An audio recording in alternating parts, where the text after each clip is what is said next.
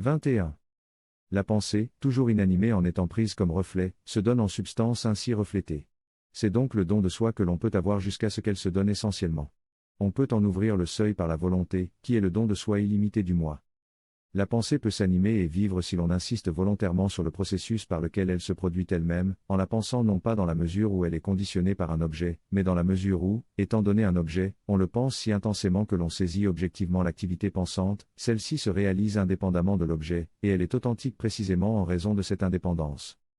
Faire l'expérience de sa propre activité pensante est un niveau supérieur de la pensée, inconnu de la rationalisation ordinaire, tout comme de la spéculation philosophique, mais aussi de la méditation qui, ne connaissant pas le processus de la pensée dans la mesure où il s'agit du processus de la réflexivité, ne sait pas quelle conversion elle doit effectuer en elle-même pour ne pas être illusoire.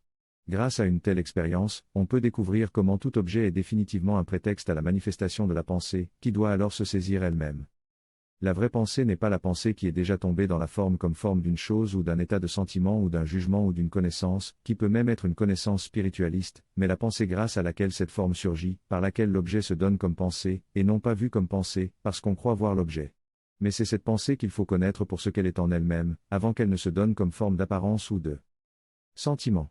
Et c'est la voie par laquelle seul le monde des états d'apparence et de sentiment cesse d'être le monde de la pensée. Condition de la vie de la conscience, en devenant la matière première de son expérience autonome, jusqu'à la clarté de l'âme. Chaque fois que l'on pense, la pensée est sur le point de vivre, mais aussitôt sa vie, en se projetant dans la forme, est arrêtée. Cette vie peut aussi être évoquée indirectement ou par médiation dans la pensée consciente, si à chaque fois une pensée est pensée dès sa naissance et que, par dignité et sens de la valeur, on ne s'éloigne pas de la source d'où elle jaillit, tout en continuant à lui donner forme et parole. Mais c'est l'activité de quelques instants et d'hommes rares. Néanmoins, même dans ce cas, quand cela arrive effectivement, ce n'est pas encore celui où l'on fait l'expérience de la pensée vivante, dans la mesure où l'on ne puise que minimalement dans son écoulement, on boit cette eau de vie, mais à condition de ne pas la boire à l'état pur, et de ne pas savoir comment et d'où elle jaillit, quelle peut être sa véritable vertu. On ne l'a que dans son usage, par rapport à autre chose, dans son altération. On n'a pas la pensée comme le tissage même de la vérité par laquelle les pensées rendent le monde réel.